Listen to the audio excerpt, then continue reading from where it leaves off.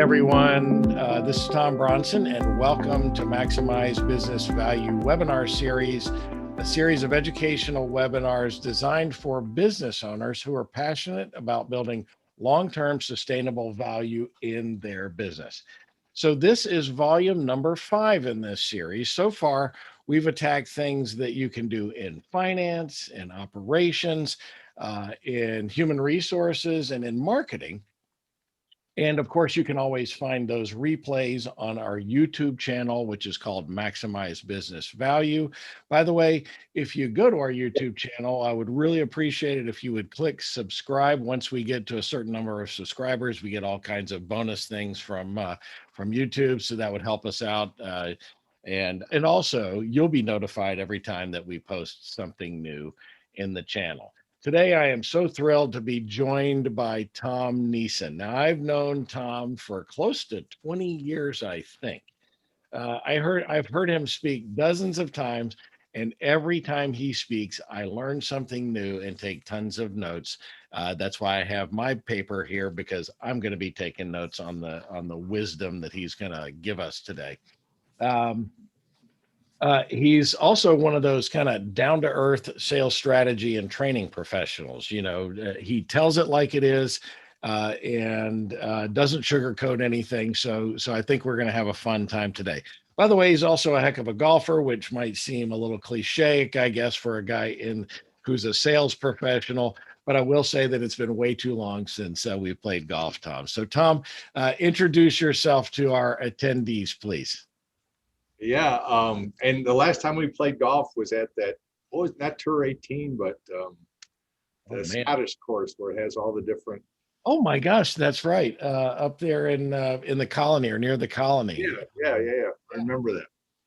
So awesome. A lot of fun. But for those of you who don't know me, I've been doing this for 25 years. And just a quick overview is I started this 25 years ago, and I thought I was going to train salespeople on how to sell. And the problem I had was if you had 4 or 5 salespeople, I'd train them, and 1 or 2 would get better. And that did not make me look good, right? So I started looking at people different, and I really started analyzing people, and not just skill sets, but can they actually take a skill set to the street? And then I was able to look at a company and say, look, out of your 5 salespeople, I'll only work with 1 of them. The other 4, they if they're making you money, leave them alone. But if they're not making you money, I can't help them, right? And then finally, I started doing that, and I found out that if the company itself didn't have the right processes in place, then that good salesperson says, I'm out of here, right? And so I really love working it. So when someone calls me and says, hey, I want to do some sales training, I always tell them, it doesn't work, right? What really works is really looking at your sales processes, your sales management. I can give a company a quicker ROI by fixing or creating or doing something in the process than training. And interesting, Tom, and you and I've talked about this, is we work with a lot of private equity firms that buy companies, and they hire us and say, we know the company, we know what it can manufacture. Will you take a look at the sales force and tell us if next year they can actually sell the stuff they said they did? And I come back with some amazing reports for them, and they go, uh-oh, Yeah. So. Yeah, it's not if you can make it, they will sell. Yeah. Right. Awesome. Well, you've got an amazing background, and you've worked with lots and lots of companies. And so let's remind everybody why we are here. And before we jump into sales, let's refresh on this webinar series. I want to remind you that 72% of business owners have no exit strategy at all. And 48% of business owners who want to sell their business right now have no exit strategy. That's part of the reason that 83% of attempted transactions never reach the finish line. Just saying that makes me mad as hell. Our team at Mastery Partners have a combined 500 successful business transitions, And we're here to help business owners get into that elusive, exclusive 17% that can actually transition their business on their terms. So let's start like this. Think about your own business for a minute. Do you know the value of your business? And if you do, when you think about it, is this how it makes you feel? Or does it make you feel like this? If you're most business owners, that's probably how it should make you feel, unless you're focused on building that long term value. Now, we're going to talk about a lot of things that you can do to improve your business value today. My charge to you is take great notes. Kim has dropped the notes. It was emailed to you in advance, but she's dropped a sheet that you can use to take notes on, or do what I do. I've got my legal pad here, and I'm going to be taking notes, because at the end, I'm going to ask you to pick just the three things that you can start doing today in your business to improve business value. It's going to feel a little bit like we're drinking from a fire hose, but take notes on the things that are burning issues for you in your business. Because at the end, I'll ask you to tell me what the three takeaways are that you plan to put into action immediately in your business. Of course, in this series, we talk about lots of things, but today we're focused on sales. Now, if you have any questions as we go along, just put them in the chat and we will get to them at the end. So let's jump in, Tom. You're in for a fun ride. Okay, starting here, what's the deal with number 52? Why do I start with number 52? Of course, these slides are part of a half-day workshop that we do here at Mastery on improving business value. We just pulled the slides that are important to us today. I took them in random order. And so let's start with number 52.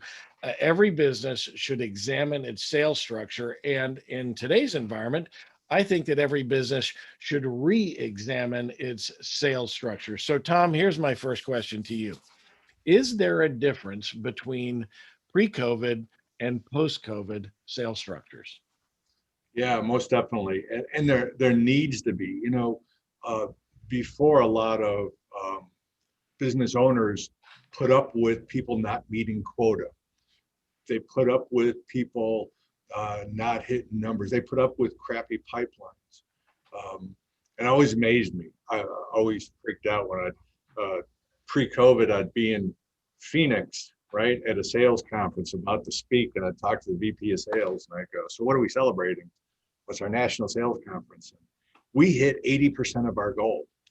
And I scratch my head and go, why aren't we having this conference in Chicago in February?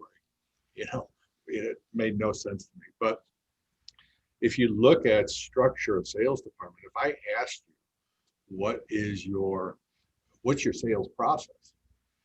It's amazing how many people will say, well, first we prospect, then we qualify, then we demo, then we do a proposal, then we close. So just so everyone knows, that is not a process. Those are outcomes, but not a process. And if you don't know the process, don't expect your salespeople to know the process. For those of you that know or have heard of lean manufacturing, right? I'm a big believer in lean selling. See, too often, what happens if you don't have a structure in place, you're measuring the wrong things. I'll give you an example, Tom. One company I worked with in COVID, they called me and said, we're having terrible closing ratios. We're only closing like 7% of all our demos. And so I started examining. So they want me to train their people on how to close. And I really wanted to look at the structure, right? So I went through and looked at the structure, what they're doing. Interesting. They were giving their salespeople $500 per demo. I can do tons of demos for $500 a piece, right? Hey, I know you can't buy anything, but can I give you a demo? I had another company that, they same thing.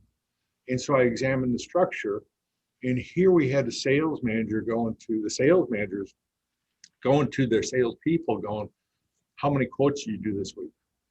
How many quotes you do this week? Because the owner of the company was going to the sales manager, how many quotes we get in this week? So we get all these quotes, right? Because salespeople are told, my boss wants to know if I'm going to do a quote. So they get in front of someone and they say, look, I know you're buying from your brother, but can I quote you anyways? Right? So when I think it's Goddard's law, when we have one target, right? And we use that as a goal, it ceases to be a good target, right? Yep. It ceases to be a good goal. That's why if you have a process and you measure every step, right? How many calls does it make to have a conversation? How many conversations does it make to have a first appointment? Who needs to be in that first appointment? What needs to happen?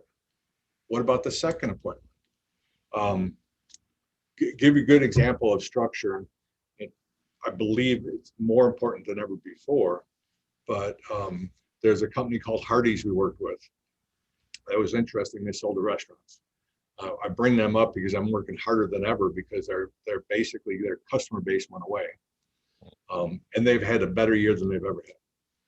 So, and you think about it, interesting because of their structure. Here's a company that doesn't have an inventory that can sit on the shelf, right? They got $10 million in fresh produce that yesterday the restaurant shut down. Inventory goes to hell in 5 days. And yet they didn't lose anything. But that's another time for a story. But if you think about the structure we had in place, was in the past, salespeople were just knocking on doors saying, you want to buy from me. We started measuring, putting stuff in place and into the CRM. And what we discovered is if the salesperson by the third meeting with the chef was able to walk into the cooler, the chef lifting up his kimono, right? The chances of them closing business is 53%. If they never walked into the cooler and gave a quote, the chances of doing business is 17%. If the salesperson walked in the cooler and met with the owner, not just the chef, the chances of getting the business go up to about 71%. Right? When you have the structure in place and you're a sales manager, right? And Tom, you're about to go call on this customer. And I go, Tom, is this your third call? And you go, yes. I go, are you getting into the cooler? Well, I'm going to try. Well, let's role play how you're going to do it. Right? And by the way, if you don't get in the cooler, stop calling on them and find some other prospect. So without process and structure, I can't manage you. Right? Don't blame the sales manager if you're not giving the structure and process. And then you can't manage it. So, and another step further, this means you got to have a CRM and it's got to be used. Right? No ifs, ands, or buts. You don't use the CRM, you're fired. The CRM creates all that data. And the problem most salespeople have is because you ask me to use the CRM and then you never use the information I'm giving you. So why the hell should I put stuff in there anyways? So don't get all mad at the salespeople if you're not using the data to build a structure and a process to improve. I better shut there because I go forever. No, I know. So no, I know. You and I give us one question, and you and I could talk for an hour. I guarantee it. I did want to point out. I had a client earlier this year that was paying salespeople on activities. Right? It's for making calls, connecting with an email, doing a demo, all that stuff, and they weren't selling anything, and they couldn't understand why. So I've suggested that perhaps they need to come to you. One of my favorite things that I always tell salespeople, I say, you quote too much. Stop quoting so much. A quote is the very first thing that you do right after you close the sale. What do you think about that? I agree. A quote is just to confirm what we already agreed on. Yes, exactly. So if you're pounding out quotes, stop wasting your time. Go quote the stuff that we know that we've already closed. Let's see. Let's move on to the next thing. Number 30, a growing company is always more valuable than a flat or declining business when it comes to the value of that business. So many times, unfortunately, small businesses are flat for many years. So, but then they decide, hey, we want to grow. Tom, why is it important to have a strategy for growth? Well, I think, a lot of times we build strategic plans for companies, which is great, but I think you need to have a strategic plan for the sales department that coincides with the overall strategic plan. But if you don't have that strategy for growth, right, then you're dying, right? I mean, I agree with you. A flat company, why bother, right? Typically, I only see a flat company when I sit there and say, well, I'm happy where I'm at, don't want to do anything different. Boom, it's an unsellable company. Right. But you got to have, because you got to look at what's changed in our world and what's constantly going to change. It's nonstop change. So if you don't have a strategic sales plan, as to what is going to happen, and the foundation to me for a strategic sales plan is having core behaviors, not core values. And so what I mean by that is we have core values. Most companies have core values. They're nice words on a wall. I can't tell you this either, Tom. You've probably done it. Is when I go to a company and I might say, so what's your mission statement? And I get the owner going, I don't know, I got it here somewhere. Hey, Susan, do you know what the mission statement is? You don't have a mission statement. Forget it, right?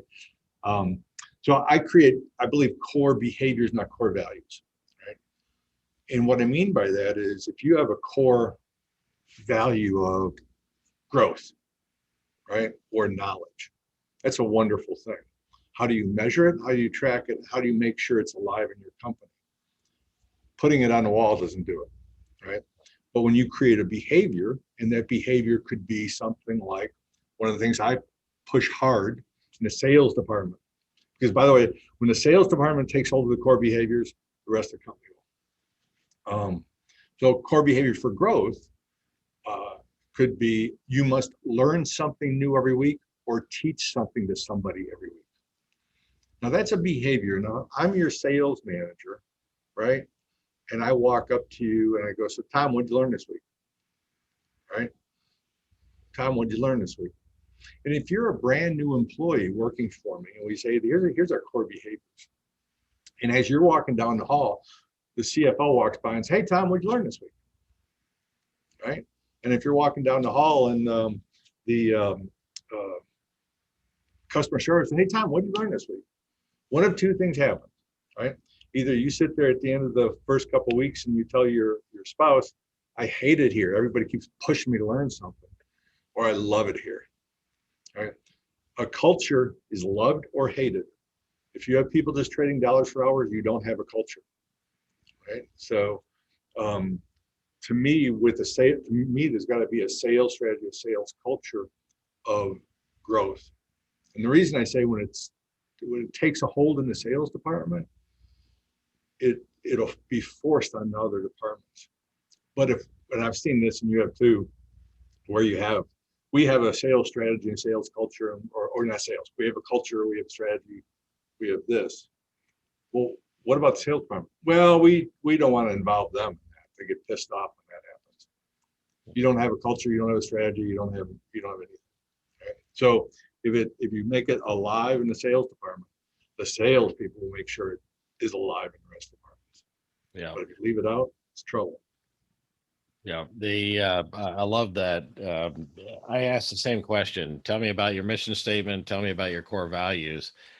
And I hadn't thought about it that way. But if you have to look it up, if you've written core values, you've written a mission statement, and you have to look it up every time you want to recite it, then guess what? You don't actually have core values or a mission statement. That is so very important, and we help a lot of our clients kind of develop what those core values are. So you talked about culture. We're going to get back to that in a second, but what is the difference between what we would call A players and the rest of the sales team? Yeah, that's an easy one. We don't have enough time. So if you really look at the difference between A players, B players, and C players, Um, and I can describe with one word: A players take responsibility, right? And what I mean by that is they don't make excuses, right? Because if you think about it this way: if I asked a salesperson, "How come you lost the sale?" and I hear, "Well, the competition stole it out from under me with a cheaper price," right? Typically, that's an excuse. And a sales manager takes that excuse and puts it in his pocket, holds on to it, doesn't like it, but still takes it. And by the way, once you listen to the excuse, you gave it credibility, right? Then the VP of sales goes to the sales manager. "How come we're having problems in that part in that area?" "Oh, well, the competition is stealing out from others with a cheaper price." VP of sales doesn't like that, puts that in his pocket, and it goes up the chain till it goes. Enough of them go up the chain to the CEO, and it comes back down in the form of a hatchet. So it all depends on who ducks, right? Um, but yeah, excuse making. So just the thought of this. If I asked a salesperson, "How come you lost the sale?" and I heard, "Because I let the competition steal it out from me with a cheaper price."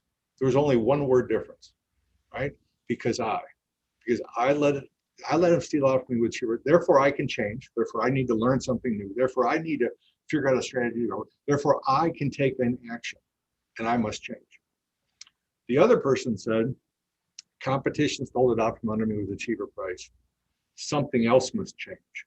You need to change our prices. You need to change who I'm going after, but I don't need to change." A players don't make excuses, and you hear them all the time. And I'm going to give you an example of I used to say this all the time, and then she made me stop. I had a young lady working for me, and I used to say, talk about excuses, and I used to say, look, if I had a young lady working for me that gave birth, took a month off and gave birth, and came back, and I'd go, "Hey, how come last month was so bad?" She'd look at me and go, "Well, I gave birth, and I took a couple of weeks off." That would be an excuse. I'd probably accept it, but it's an excuse. I always used to say that, and and the only reason I use that story is because I had someone working for me, hired her out of college as an intern, worked for me for 10 years. In her 5th year, she got married and was having a baby. And she took the month of August off to give birth and actually took August, September off. Those were her 2 best months she ever had. And she was off, right? Why? Because she knew as an A player, she said, "I got to take these months off. Therefore, I got to fill my pipeline up now, get it really full. So when I take these months off, I still have income coming in." She was straight commission, right? So to me, if I really had to narrow down, listen to an A player, listen to them. Are they taking responsibility, or are they making you take responsibility? And when you start listening to that, and do they change? A real quick, people ask me all the time, "How do you prospect in today's economy?" Right? What's going on? And I go, okay, and Tom, you know this, right? When I started in sales, I was told by my boss, "Hey, you got to make 10 calls to get 1 conversation. You need 10 conversations to get 1 appointment. You need 10 appointments to get 1 demo. You need 10 demos to get 1 quote. You need 10 quotes to get 1 sale. 10, 10, 10. You do that, game of numbers." Well, just so everyone knows, pre-COVID, that worked. Post-COVID, those numbers have changed. You don't need 10 calls to get 1 conversation. You need about 50 calls to get 1 conversation. And you don't need 10 conversations to get 1 appointment. You probably need about 30 conversations to get 1 appointment. Those numbers have changed. A players realize, I got to change my numbers, and I'm going to do something different, as opposed to, well, I made my 10 calls and no one's talking. Wow. So personal responsibility, is that it? They take responsibility for themselves. That's the difference. So there you go. There's the trick. If you want to know if you've got A players, do they take responsibility for themselves? So on the other side of the coin, a lot of times salespeople fail. So why do they fail, and what can be done about it? Yeah, and that's So first of all, don't always blame the salespeople, right, for failure. Uh, First thing I'd blame is the sales management and or the company, right? First thing I'm going to look at is if you don't have a process in place, if you don't have the structure in place, don't blame. And if you're not measuring them and hold them accountable, don't blame them. Real quick overview of management or leadership. By the way, great quote. I love, if you never read Colin Powell's book on leadership, read it. He gives a quote, and he goes, we all know General Colin Powell. He said, interesting, in the Army, the minute you entered the Army, we started training you to be a leader. But inside companies, we make you a manager and then think about training you, right? Yes. And just an interesting thing is one of his observations. But if I was to really think about process, right? If you don't have it, you're in trouble. And the 4 roles of a leader is supervisor, trainer, coach, mentor, right? So a supervisor, if we think about if you're going to be a supervisor, real simple distinction. The supervisor is very high in direction and very low in support, right? They give you a lot of direction. This is where you go. This is when you do it. This is how you do it. Don't do it different.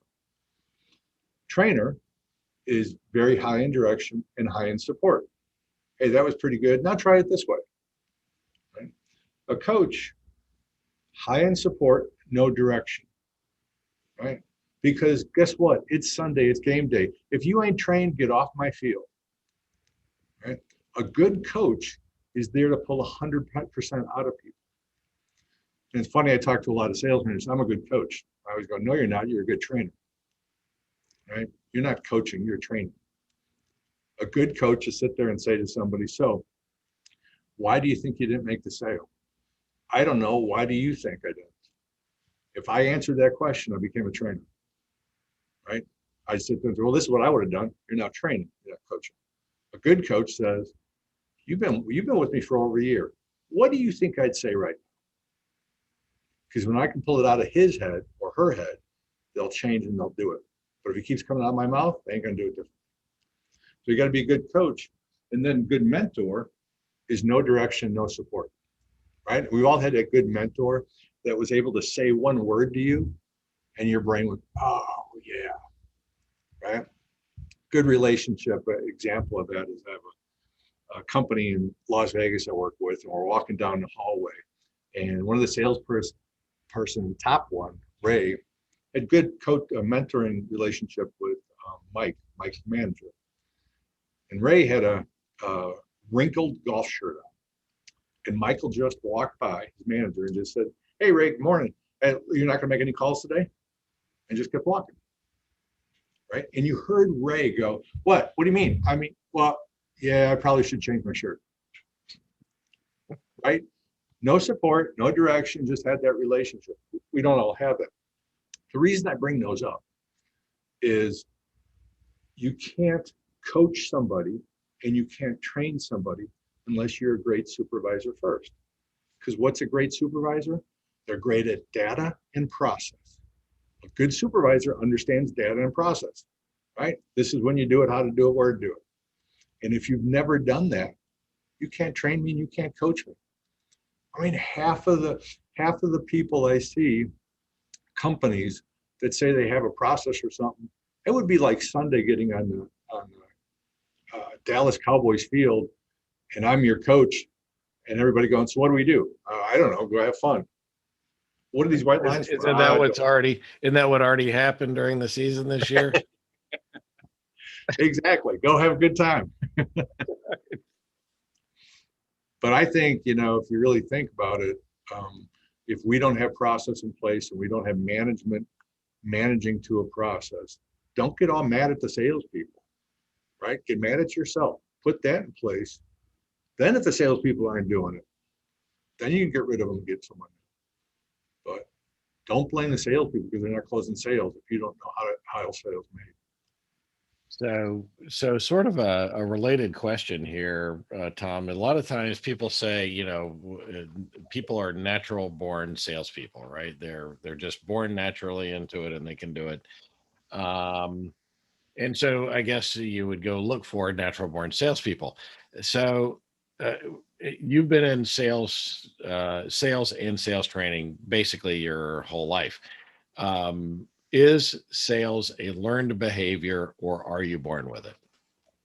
I probably get people argue with me. It's a learned behavior. You're not born with it. I was told all my life I'd be a great salesperson. My dad was a salesperson. He owned a printing company. Um, by the way, Tom will tell you right now, don't buy a printing company if you think about it, but worst investment in the world. But uh, he owned a printing company, and when I was that guy that got along with everybody. I can make friends with everybody, right?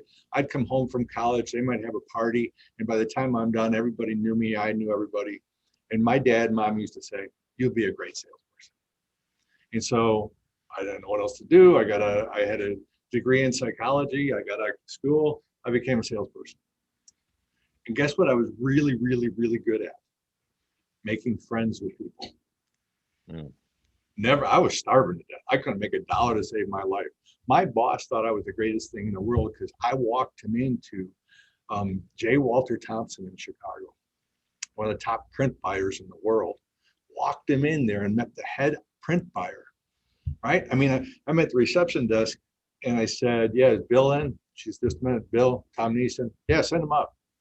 And my sales manager in LA is, "Oh my God, we've never gotten in here. This is amazing," right?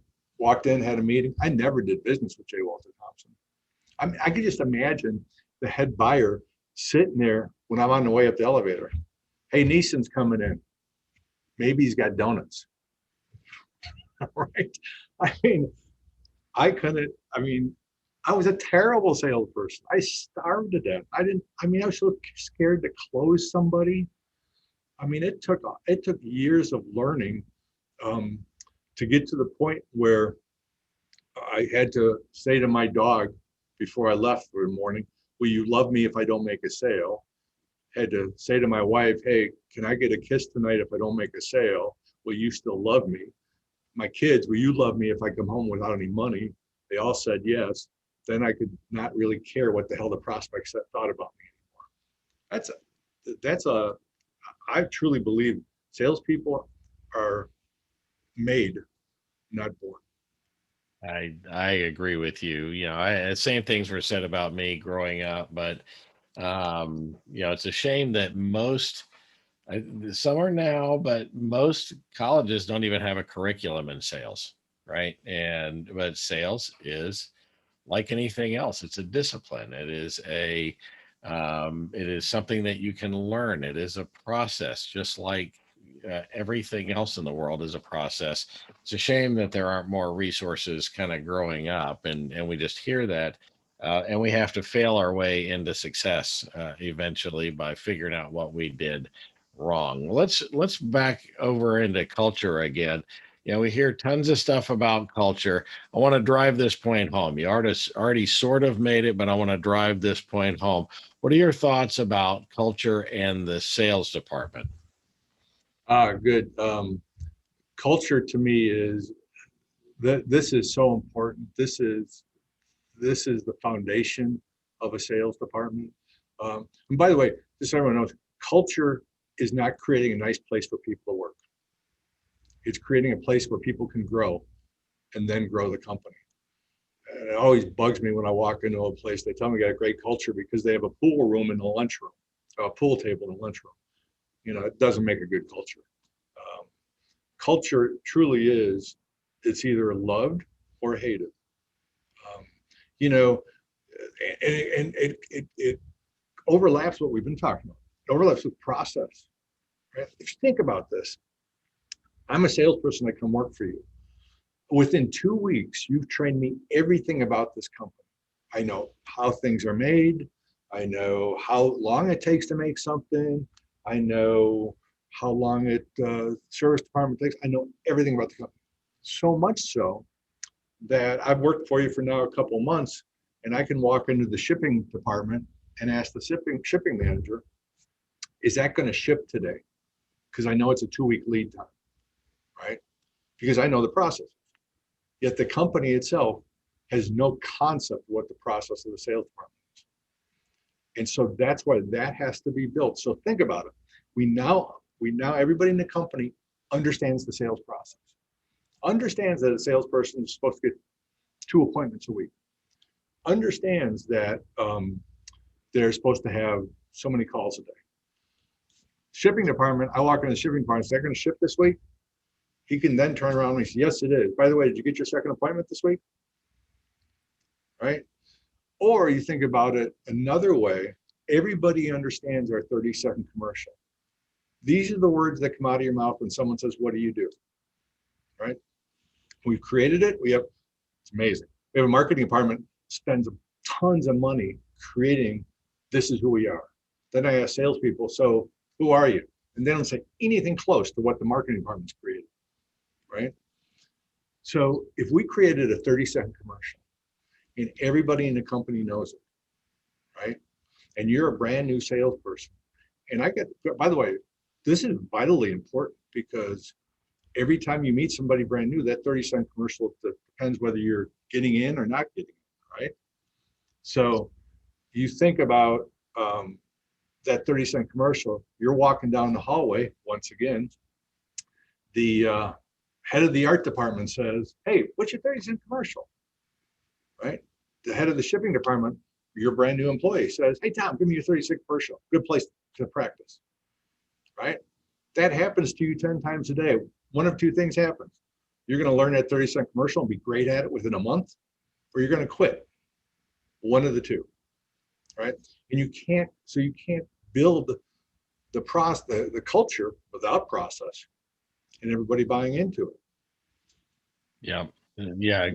Culture. Many people think of culture is that pool table or an event, right? We have a cookout, on Friday or whatever. Culture is a lifestyle. Someone said this to me recently, and the more I think about it, the more I like this thought process. Culture is the way the company acts when the CEO disappears for 2 weeks. Someone mentioned that to me the other day. You can learn a lot about the culture, the real culture of a business when the leadership is gone, right? And so if you want to know what kind of culture you have, step away for a few weeks, and then you might be able to find out. So before we leave culture, and in this interesting time, are there what should a sales leader be willing to tolerate at this point? Maybe in today's environment, but even overall, what should a sales leader tolerate? Oh, that's a good one. To go back on culture, is I always tell how good your culture is by what they are willing to tolerate. To me, once you have a process, once you have numbers, once you understand those numbers and what has to happen, you don't tolerate anything but those things, right? I mean, the key is and going back to that supervisor mode and what have you, right? And here's some times where we have fault is Tom's been working with me for 4 or 5 years, one of my top guys, right? And him and I have a coaching mentor relationship. I'm his boss, and we're really good. And he's hitting the numbers, he's followed the process, and he's a great job. Tom goes into a slump, right? Tom goes into a slump for many, many different reasons, maybe brand new product, maybe whatever, but he goes into a slump. The worst thing you can do, right, for your culture, the worst thing you can do for Tom is sit there and say, well, Tom's one of my best guys. I'll leave him alone. He'll get back to it. That's the worst thing you could do, because right now Tom needs a supervisor. Your company needs Tom to have a supervisor, and your culture needs it, right? So you don't tolerate Tom going into a slump. You sit down with Tom and say, hey, Tom, here's what we're going to do. I need you to make so many calls a day. I need you to have so many conversations a day. I need you to send out so many emails a day, so many hand mails a day. And at the end of every day, I want you to walk in my office and tell me how many you did. Now, by the way, a leader you're going to have to deal with something that every leader deals with in every other department for sales. You're going to get something called pushback, right? And this is when Tom's going to sit there and say, I shouldn't have to do this crap. I've been here 5 years. I've devoted, and a good leader, then now I can switch over to coach mode for a minute and say, hey, Tom, you're right. You're my best guy. And I ain't going to let you fail. So the quicker we get back on track, the quicker we go have a beer. But until then, you and I are going to bust our butt and make sure it happens. Deal with it. And that's what has to happen. I love that. I love that. Let's move on here and talk about KPIs. Actually, I saw a question there from Michael Byzantine. KPIs are a biggie when it comes to maximizing business value. You know, if you don't measure it, you can't manage it. KPIs are about distilling information into insightful metrics that can help you stay on top of things. We suggest that every business not only have KPIs at the top of the organization, but that it roll downhill, departmental metrics, and dial it all the way down to the individual. But then you've got to relentlessly track it and hold people and managers accountable to it. Because remember, if you don't manage it, you can't improve it. So, Tom, what kinds of KPIs should every CEO be looking for in their sales department? Yeah. So, coincide with that, that means you got to have a good CRM and you got to make people use it. Otherwise, don't bother. Right. Right. There's some really bad CRMs out there that don't help salespeople. And going back to KPIs, most salespeople hate CRMs. Why? Because we never take that data and use it to help them. So if you have KPIs, you're just measuring it just for the sake of it. How do we take those KPIs back to the sales department? Look at, here's Tom's numbers, and this is what he does. Here's your numbers and where you're at. Let's sit down and do what Tom does because he's doing this more than you're doing, right? It goes back to your point of quotes. You know, Tom's close ratio is 40%. Your close ratio is 20%. Is it the number of quotes you're doing, or are you a bad closer? It might be I'm doing too many quotes, right? So to me, you should be measuring every step of the way, right? How many conversations, how many qualified conversations are you having? And that can be via LinkedIn. You know, cold calling, tough in today's world, but in today's world with all we have, we shouldn't be doing cold calling, we should be warm calling. I can go to Sales Navigator and get myself a lead of people that I can all warm call. So you've got to know how to use a couple things. You've got to know how to do digital prospecting. You've got to know how to use the social media and do social media prospecting. You know, to me, if you're not using social media prospecting, then you're in trouble in today's world. You've got to be doing that. You've got to be good at the CRM. You've got to be good at video. I always tell people, we get on a call and I was just on one recently. And, I got on this call with this company and all the salespeople were blank. And the president and the manager and I said, okay, we're going to stop the call until you all go buy cameras. We're stopping the call. Because if you don't know how to hold a meeting via Zoom, right, you're in trouble. So to me, that I think those are some things that I started measuring now. How many Zoom calls are you having, right? Because I'd much rather as a salesperson when someone says, well, we can't meet because the company's got a no meet policy, instead of saying, okay, let's get on the phone, let's get on a Zoom call, right? So you really got to measure everything that makes a sale happen, right? And it's how many calls or how many conversations, how many emails, how many returns on those emails. My problem is you've got to prospecting is an art form, and it's got to be more of an art form. So give you an example, what I do, and I try to teach salespeople to do. First thing, use snail mail. My mailbox is empty. My email box is full of crap, but my mailbox is empty, right? So learn how to send out a piece of mail. So every day you should be hand addressing 5 envelopes and sending out a piece of mail. And the next week, the 5 envelopes you sent today, you're going to do 5 phone calls, leaving 5 voicemails. And then you're going to follow up leaving 5 emails. Okay. So I'm going to attack you 3 different times in 1 week. But it's got to be hand addressed, right? Might as well do your own marketing, because, by the way, I have a 30-step rule. And you guys, whatever you do personally is what you'll accept from others. So I have a 30-step rule. That's 30 steps from my mailbox to my garbage can.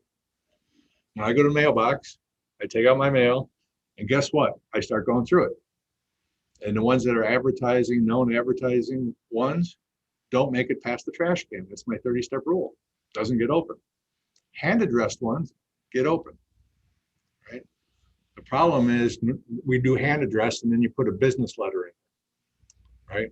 And I ain't going to read a business letter any more than I'm going to read your email business garbage. So you've got to change it, right? You got to make it different. You got to set yourself apart. Forget everything else. Set yourself apart. So this is one of the things I do. You guys might remember these things. Oh yeah. The phone messages. Yeah, remember I think all of us remember this. When we got back from lunch, a lady at the front desk handed you about 4 or 5 of these pink slips that so-and-so called you, right? So I took you can still buy these at Office Depot. Take this ream of pink paper, right? And I copy this with the message. The message is, would love to share a cup of coffee with you. Know you're busy, so have a cup on me, and I'll call you next week. And those are hand addressed. By the way, I get a single pack of coffee and I put that in the envelope, right? So this comes to them. I then leave a voicemail next to you, say, hey, Tom Niesen, I'm the guy that sent you a cup of coffee, just with touch and base with you. Then I email you. Hey, Tom, just left you a voicemail. I'm the guy that lets you a cup of coffee. Want to know if you ever have a sales problem, right? And I'm going to go, no, don't bother me. Or, yeah, but you should talk to my VP of whatever. So you got to make a connection, and you can't do it the old-fashioned way. Use snail mail. I use this. By the way, I actually have these made up for my elephants. I actually wrap these in brown paper and send these to elephants. Well, I don't know whether to be pissed or not. I don't know that I've ever gotten a cup of coffee from you, but I always take your phone calls. So, before we run out of time here, one of the things I also tell folks to do in their businesses is to eliminate the unprofitables. But that assumes then that you know what is profitable and what's unprofitable. And when I say eliminate the unprofitables, where are you making your money? Who is making you money? That includes salespeople, products, customers, if you will. So important to be able to identify that. If you don't have a system in place to be able to know of all of those things, all those components, what's profitable, what's not profitable, then you need to do that, because then I ask you to go eliminate it. We actually touched on this a little bit earlier in the call, and I think this may be our last question, but I think it's possible to drive the wrong behaviors with sales compensation. So, Tom, is there a magic bullet sales compensation model that every company should use?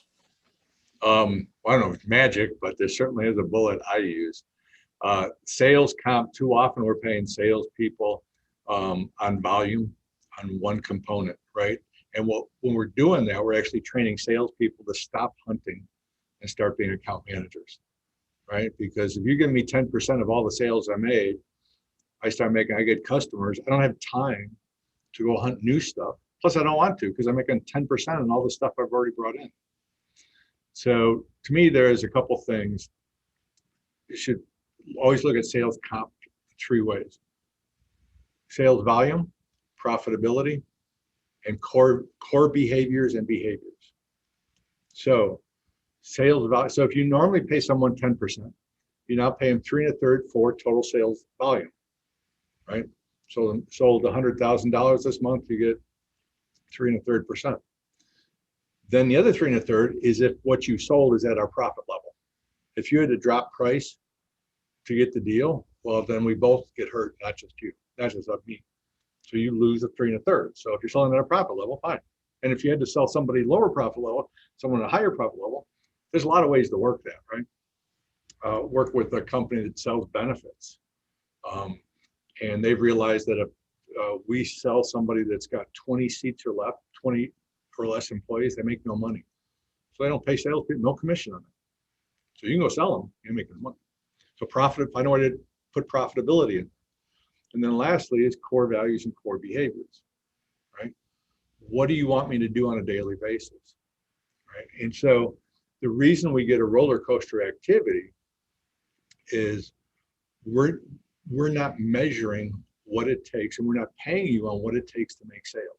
So in our world, let's just say, if you have 8 appointments a month, right, with this size of an account, that drives our output sales, right? So that's, we're going to create that, make that one of them. It's just one. So now if you have 7 appointments this last week of the month and you don't hit your number, you don't get an 8th appointment, you lose a third of your commission, right? You could also have core behaviors in there. Do you support our core values? If not, you lose a third of your commission. And here's the reason. Think of it this way. If you have a 3-month sell cycle, you've got 30% close ratio. You're supposed to do $100,000 a month in business. 3-month sell cycle, 30% close ratio. Supposed to do $100,000, and it's January, right? If you don't have in the top of your funnel right now around $300,000, right? Right around there. 3 months from now, January, February, and March will be bad. You will have a bad March. See, right now, a sales manager really can't affect what's going to happen today. Maybe we close some things quicker, but what he's really affecting is what's going to happen in March. So if I'm paying you on doing the activities that you need to do to make March a good month, you'll have less roller coaster activity, right? Because I'm still doing those numbers. And I've been with many of my clients, presidents and CEOs, when we've been sitting there having lunch or eating in their office, and their top salesperson comes in and says, we got a problem. With what? My paycheck's missing $5,000. No, it's not. This is how we're paying you. This is what you're supposed to be doing. You could have made that one last appointment. It will happen one time, every time you change this, with one person. One person will test it. And if you let them go, forget about the culture, forget about everything. Right. Yeah. Once you've set that precedent, trust me, everybody in the sales organization is going to know it in a nanosecond.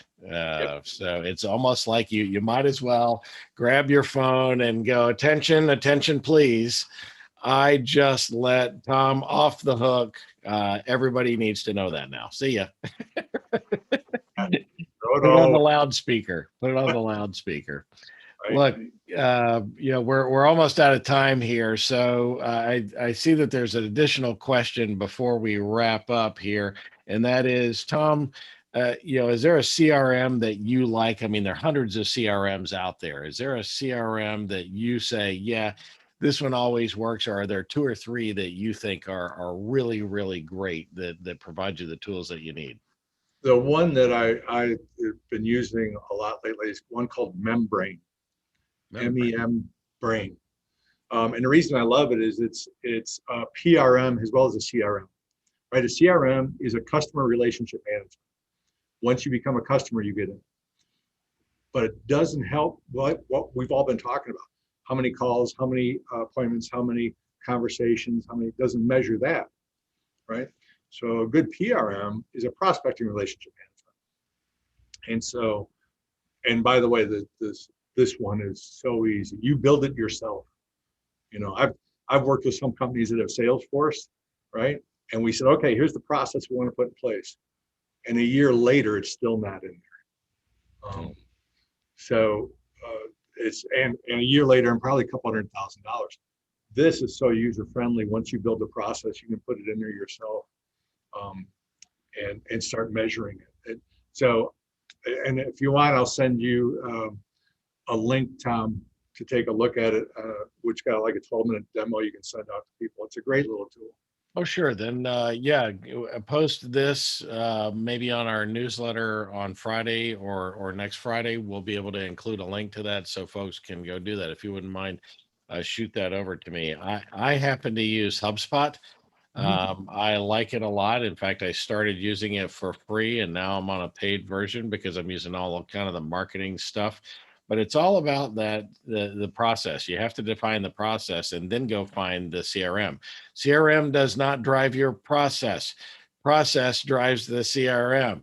And just by going to buy a new CRM doesn't mean you have a new process. You have to take the time and go do that. Sorry, I didn't mean to get off on a rant. Tom, this has been great fun.